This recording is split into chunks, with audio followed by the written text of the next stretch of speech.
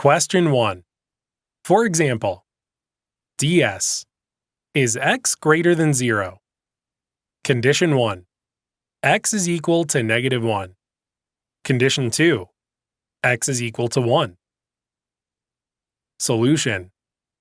Common mistake type 1, or CMT1. Both yes and no could be an answer. Sufficient. Yes is an answer, and no is also an answer. Sufficient. Or the answer will be in terms of a unique yes or no.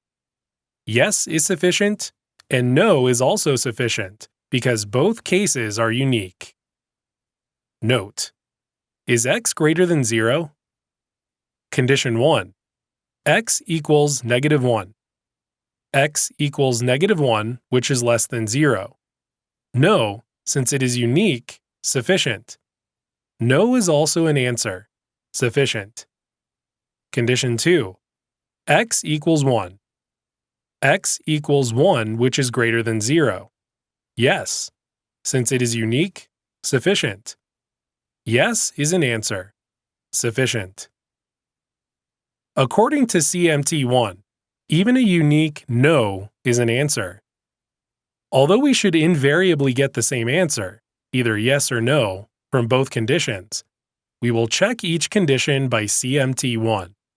And just for illustration purposes, we have taken answers yes and no from different conditions.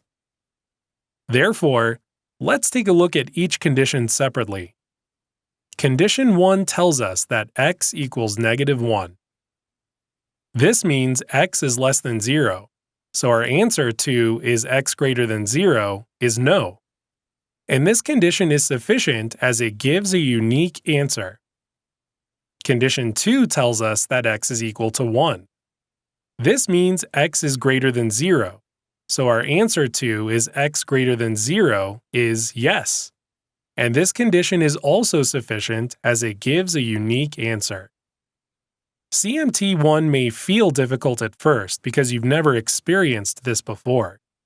Just memorize that no is also sufficient. Each condition alone is sufficient. So, D is the correct answer. Answer: D. Here, both conditions are pointing to a different answer, yes and no. But in the actual exam, the answer would be the same for both conditions. Yes for both or no for both. This example is just for learning purposes regarding common mistake type 1. The answer is obviously D if this question appears in the actual exam.